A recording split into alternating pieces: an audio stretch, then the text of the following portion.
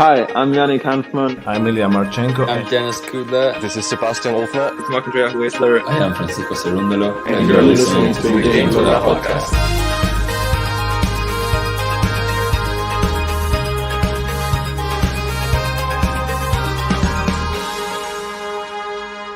Hopefully you enjoyed. Hopefully. Hey, welcome back, tennis fans. Here we are. It's the famous Qualifiers to Watch podcast. This one we'll be giving our top three on the men's and the women's side.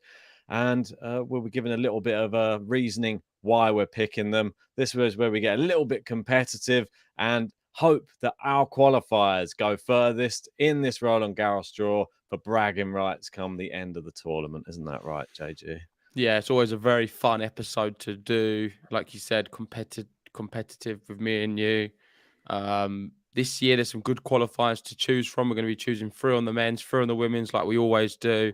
And ultimately, we want to see if I can go further than Ben. And I believe Ben's never, ever beaten me on a qualifiers to watch episode. His qualifiers always stink.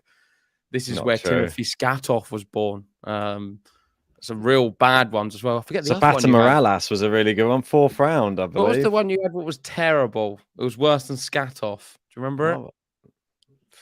No, I can't think off the top of my head. There's been a few, but I don't remember the name now. Let's see if you can get any more fortunes this year and you can pass me. Well, let's wait and see. I don't think we're going to spend too much time going over the semantics. I know this is one of your special JG PowerPoint presentations, as everybody knows and loves. What colours have you gone for this year? And are there any new additions? Not many new additions, but you can see a nice lighter orange with a little white contrast there. I've got the new Roland Garros logo, which we're using for the event in the top left. Ooh. And apart from that, it's pretty much the same. Got some new images, of course, new player names. So there's some, I know I keep saying it, but there's actually some really good qualifiers. And it's a bit strange this year because we've already done our brackets before we've done the qualify video. Yeah. So those who have already watched our draw previews will kind of have an idea who our qualifiers to watch are going to be because they're the ones we've put the furthest. In a way, it helps us more doing it this way around, but I guess it does ruin a little bit of the fun for you guys if you wanted to be surprised who we were going to choose because you probably already know the names we're going to have. But there may be a few surprises in there because Ben doesn't know who I've actually gone for and what order they're in. I do know his because, of course, I put the PowerPoint together. Who do you reckon mine are?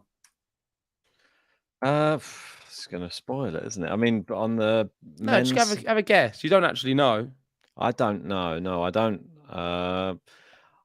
There's one. You probably got some of the ones that, because you've seen mine, you've probably gone for hopefully some different ones as well. I know that we've obviously got a guy there at the end of our intro. I'm sure we both probably have in there, which that's the thing. I think that's the one I'm self-assured that we both probably have. It's just Sebastian Offner. Well, he was one of my players, Ben, until you stole the thunder and started talking to him at the event and getting close to him. But if you remember back, if you roll back to Roland Garros of last year, he was my number 1 qualifier to watch last year. Oh. So there's a bit of history of me and Sebastian Offer. You didn't even include him in your top 3 last year. How did he do last year? Late to the party. We had Zverev first round. Yeah, so you gave him a bit of bad luck. Maybe me picking him this year will help him go through a few more rounds. Well, I was rooting for him. Obviously, Austrian roots as well. That's why, Seb, I'm on your side, as always. Have we got names next to these ones, or have we just got pictures and we're going to guess? Like, how are we doing it? I put the names because I know you're not very good with this, with just a picture. So let's start with the men's qualifiers to watch. Like I said, there's going to be 3 from Ben, 3 from me. In order, we'll start with number 3. And here we go, number 3. And this is who we've gone for. I've gone for Medvedev, and Ben's got Lucas Puel. Yeah, Lucas, I think it's pronounced Puy, I think. Probably. But, yeah, both really, well, for me, I think it's a good selection. Yours, this is for me, I'll go with mine first. I like your pick. It was on my list between these two as my number 3 anyway, but I went for Lucas Pouille for reasons that are different to the normal reasons that I would say qualifier to watch. And he's a qualifier to watch for me because of the story of this guy. He's French, he's in France, and he's had a real terrible time of things. Obviously, he used to be a top 10 player. This is a guy who beat Rafa Nadal at the US Open. Like, this is a guy, he's just top notch. He's been to a Grand Slam semi-final. He's that good. But then he had problems with injury. He dropped down the rankings. He got down to I think it was 300. You know, I think he said he was losing to players like around 300 in the world in challenges. He got depressed. He had bad mental health problems. He turned to alcohol. Just really sad story to fall off from top 10 all the way back down to where he was. And now he's having a resurgence, and he's put a run of wins together. And I love the fact that he's qualified for this French Open. I think it's a brilliant story. And he's playing the same player that he beat in the final round of qualifying in the first round. And I'm praying that he can do it again with a crowd, an even bigger crowd. That's a curse. I don't even know why you're saying that as a good thing. I think him playing someone who's just played and beaten could be a curse. There's a good chance now he will lose. If you know anything about the history of the way tennis works, it happens all the time. You'll beat someone in qualifying, then go and play them, and then lose. Prime example, Jan-Lennard Struff against Aslan Karatsev in Madrid. Madrid, yeah. Well, I'm hoping just because you've not learned your lesson, Ben, have you? You're not learned your lesson. I'm hoping because I'm glad of the story. You've gone for him. I think he goes out opening round. So I think that you're very disrespectful to this poor guy's struggles. A guy who beat your number one guy in a Grand Slam. You're probably still bitter about the fact he knocked out Nadal at the US Open those years ago. And I think you got to give this guy a chance. I'm all for new beginnings, and I'm hoping that he will have a fresh resurgence now in his late 20s. It was very touching to see him walking down the corridor with his daughter in his arms and stuff, with all of the ball kids and stuff applauding him. Like, a really nice touch. I'm hoping the crowd comes out in force for him, and I'm hoping he gets through that first round match and makes even a little run in this year's Roland Garros. Hamad Medjedovic. He's beaten Gakov, Cerundolo, De Jong, up there with the toughest qualifying paths out of every single qualifier. 19 years old, phenomenal ball striking with scary power. And he's only a few tweaks away from a big breakthrough. Maybe that breakthrough is to come here. He could be a future top 10 player. I'm going big on him here. He's basically the antithesis of who you do not want to play in your opening round. Someone you will want to avoid. Yeah. And I've actually got him in my bracket going extremely far. I've got him beating Struff in the third round. Second round, sorry. I've got him going all the way to the fourth round here, where he would potentially lose to Lajovic. That is also a winnable match. If he's got that far, he can easily beat Lajovic as well. I think so. Yeah, he's on the bottom half of the draw, the best side of the draw. That's where you want to be. You can't say the same about your guy, I don't think. So he's perfectly placed. And why not? Let's see. This could be a big breakout event for him. I think he's class, and that is my number 3. A great selection. I really rate the guy. I think he's been playing really well on the Challenger circuit. I wish the best for him. Hopefully, both these guys manage to get through that first match. Not quite top 3 for you, though. Well, it was beaten by the story of Lucas Pouille. Unfortunately, I chopped him out because I just read into everything that this guy's gone through, and that meant more to me in this tournament than it did. There'll be other tournaments for Medjedovic, and I'm sure that he will be up there in maybe one of the future slams for me. Right, next one, number 2. And number 2, I've gone for Aslan Karatsev, and Ben's got off, and I took a photo from the intro there, holding at one of our mics. I like that. Yeah, nice. There he is on the clay courts of Juarez. Brilliant. That was just stuff. Before I aced him, actually. Yeah, that's why he looked so happy there. And afterwards, he wasn't so happy, was he? Yeah, after I got all his serves back and aced him a few times. But yeah, good selection from you. I'll let you speak of that in a second. But I'm going to start with Aslan Karatsev. Doesn't need much of an introduction. Another person we've had on the podcast. We spoke to him at depth. Did extremely well this year. I believe he's something like 60th in the world at the moment as well. So it's insane he even had to go through qualifying. semi-finals, was it, at Madrid? Yep. Had to qualify as well. I mean, he could go on and win it. If Karatsev's on, he's one of the best players in the world. I'm not going to say any more about him because I don't think he needs any more. Aslan Karatsev, household name. We've got a song on the channel. He rises like Bitcoin. All we need is a little boost in the Bitcoin price, and I think Karatsev wins it without dropping a set. There you go. Love that. Sebastian Offner, now friend of the podcast as well. And I felt ashamed that I didn't have him in last year's. Now he's definitely in my players to watch from the qualifying. And one of the main reasons that he's in there as well, I watched his entire final qualifying match, which I thought this is going to be super tough. He was against Diaz Acosta, a man who was playing some of the best tennis of his career on a 12-match winning streak coming into that, had just won back-to-back challenger events, and Offner made it look easy. I'm not kidding you either. He actually wiped him off the court in this match. And I was so impressed from somebody who was in such good form. And the way he dismantled him, the backhands down the line, the serving was good. He's got all the tools to cause people problems. And the only person that seems to stop him in his last his main draw Grand Slams that he's been in, he's gone out to Zverev both times. So if he avoids Zverev, he might be fine. I think he actually gives Zverev a better match now. Zverev not looking really that good. But I feel he has to be a threat to anybody in that first round. Maybe give or take one of the top 4 players, but anybody else, I think it causes problems. Yeah, let's go to number 1. The reason I shoot straight to this one is because it's the other way around. And I've gone one bigger than Ben on Offner. I put him as my number 1.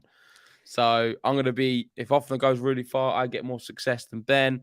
And I did have him first last year as well. So big Offner fan. It's not just because I've met him and hit a few serves against him like Ben has. It's a bit like that. That's what it's like for Ben. I had him last year. I'm not following Ben's patheticness. I think he needs to grow up a little bit. I've told him many times on the podcast about that. But I've got some stats for Offner. So what a consistent year it's been. 35 wins already. That is tying with his best in 2017.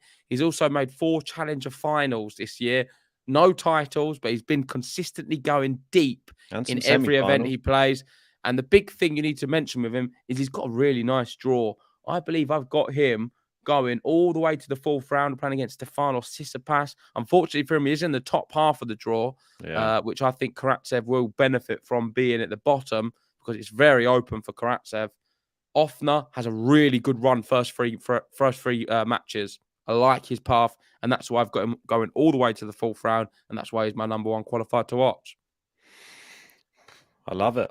Yeah, I really hope. All right. I'm not going to say anything about Karatsev. And I don't need to talk about Karatsev. We've already done Karatsev. Done it. I mean, you can have a little bit if you want. All I was going to say is, come on. He's the guy's beaten Djokovic. He's been to a Slam semi-final. He's not been that great, really. Form-wise, leading into this year, probably not good at all. And if you look through last year, terrible, really, form-wise. That Madrid thing and turn around. He beat Medvedev at Madrid as well. That should be noted. Tick. Beating the guy who just won the last clay court title.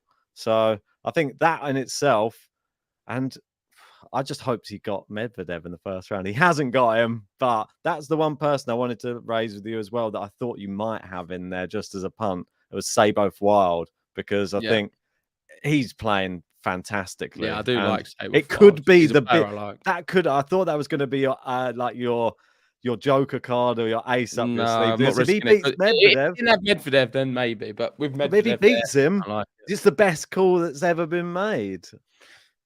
It's a big if, Ben. Let's move on to the women's. I know you said we're doing it under 20 minutes, so we've got 5 minutes now to do the women's. Let's see if you can do it. So, women's qualifiers to watch, and we're going to start off with number 3. And up in number 3, I've gone for Mira Andreeva. Really tough draw. If she had a better draw, I would put her higher. I don't see her going extremely far.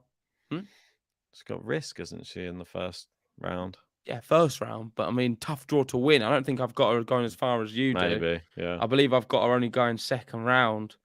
Or maybe I went. Kalinina? No, yes, Coco Gauff would be her third round match. That's Okay. why I say it's tough. So I don't see her going as far as what I've had with the men. The men's ones, I've generally got them going to the fourth round.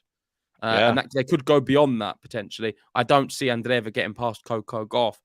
I don't want to be dismissive to her, but I think Coco Gauff's a little bit more advanced. She's been there, done that. She's already been the 16-year-old? Is that who Andreeva is? Yeah, 16 at the moment. Yep.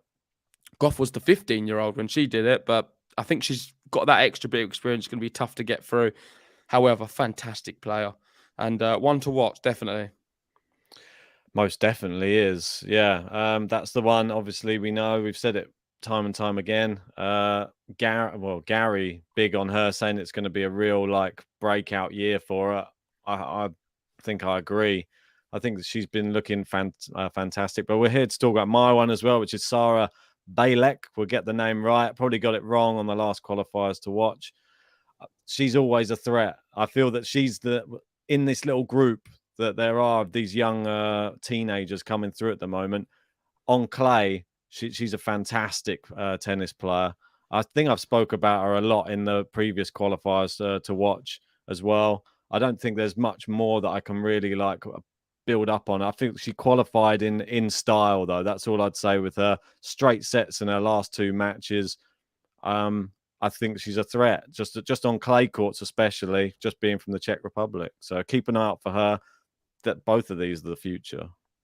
Yeah, agreed. Let's move on to number 2. And here we go. Oh, it's always like this, isn't it? Oh, brilliant.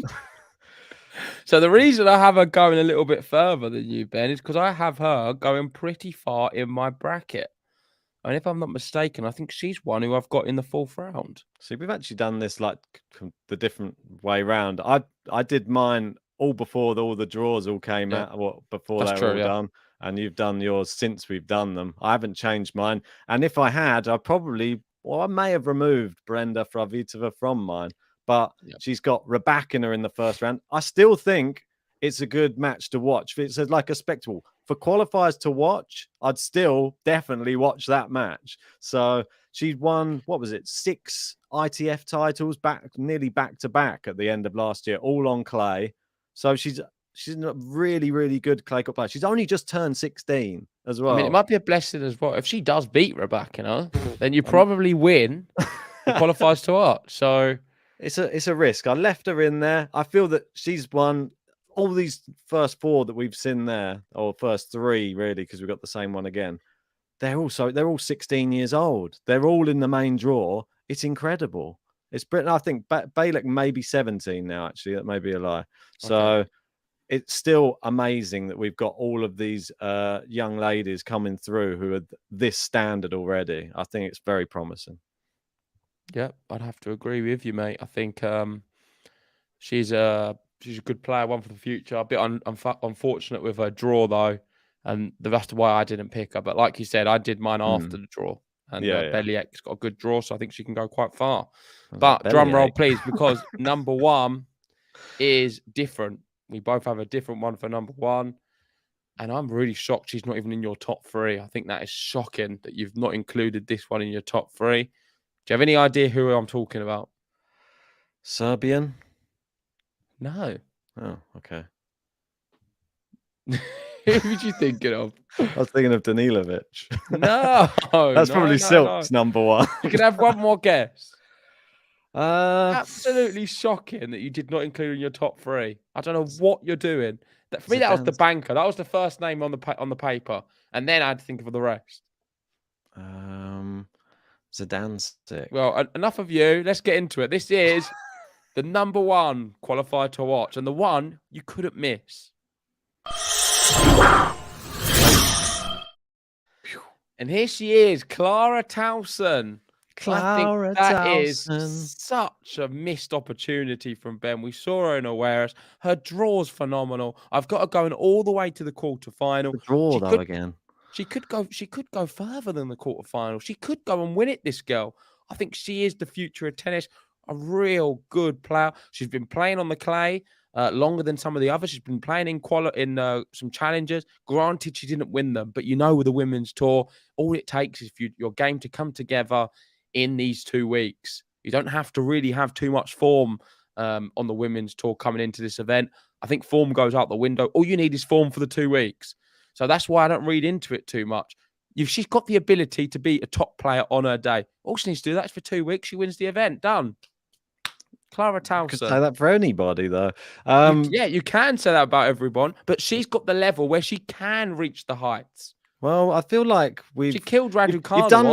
You've done like a U-turn on what you normally say, which is you wait for the draw to come out and now you pick. You've done what I used to do, and we've taken a completely reverse look at this, and I've picked mine before the draw. You've gone with that, and it doesn't tend to work for me. I bet it works this time for you, but let's just wait and see. Towson for me, watching her in awareness as well. She was there, and I didn't think she was great. She lost. She beat Svitolina, who was there watching her doing incredible. First match back after just having a kid, and she nearly lost to her. She's just beaten Marcinko 6-2, 6-1, Katie Swan 6-4, 6-2, and Bjorkland. Bjorkland was dodgy. I watched some of that match, and it was very touch and go whether she was even going to beat Bjorkland. So that in itself, but I was always going to have this girl as number one on my side. Clara Towson, I mean, if she can come good, brilliant. I would love to see it. But Mira Andreeva, I feel that she's got a decent draw as well. I didn't even know the draw she had previously. I've got her going all the way to the quarterfinals in my bracket. Maybe I'm going a bit too big on the hype, quite possibly, but I'm in for it. This is a girl who has been to the final of the juniors in the Australian Open. That was earlier on this year. Actually has won 6 ITF titles. Bear in mind, at the age of 15, last year, she has won 6 ITF titles now in total. And it's a bit crazy. At the actual Roland Garros for the girls, she lost to Bejlek in the quarterfinal. so Sarah Bejlek, this is the stock that she's from. She actually beat her very convincingly as well, 6-4, 6-1. So Bejlek's a really good player, but Andreeva's gone onto a sort of a next level, and we know that she's already beaten some very good players, hasn't she, Mila Andreeva? Because she was playing in Madrid. She beat Leila Fernandez in straight sets. She beat Haddad Maia straight sets. She beat Magda Linette straight sets, and then lost to Sabalenka, which there's no harm in that. And she beat Camila Osora Serrano straight sets as well. All of her matches have been straight sets in the qualifying. Just incredible. I'm just hoping she continues into the main draw and she absolutely kills it. And there's some people even calling her to win the whole thing. I think it's a bit far. I think it's a bit too young, but I would love to see her go deep in this tournament. That's all I'm saying. Yeah, she is good. That's why I put her in my top 3. But I'm going even bigger on Clara Towson. Forget Holger Rune. There's only going to be one Dane I'm getting behind, and that is Clara. Yeah, that's what I've got to say about that. Make sure, let us know in the comment section below, who are your qualifiers to watch? Who's do you like more out of mine and Ben's? And do you think I'm going to win yet again? Every single qualifiers to watch. Ben never gets close. I think it's going to be another one. It's about Morales. Still lost that year, Ben. I had some good ones. That was on the men. I won the men's, you won the women. That was it. I think it was one on each. Yeah, it's a tie. I'll there we take go. Ben, tie. that sums it up. Ben's loser mentality. He's celebrating a tie there. That's the best he's ever got. So let's see how this one plays out. Make sure, if you haven't already, hit the like button, subscribe if you're new, and join us tomorrow for the start of Roland Garros. All very exciting. Thanks, everyone, and see you then. Will do. Let's go, Clara.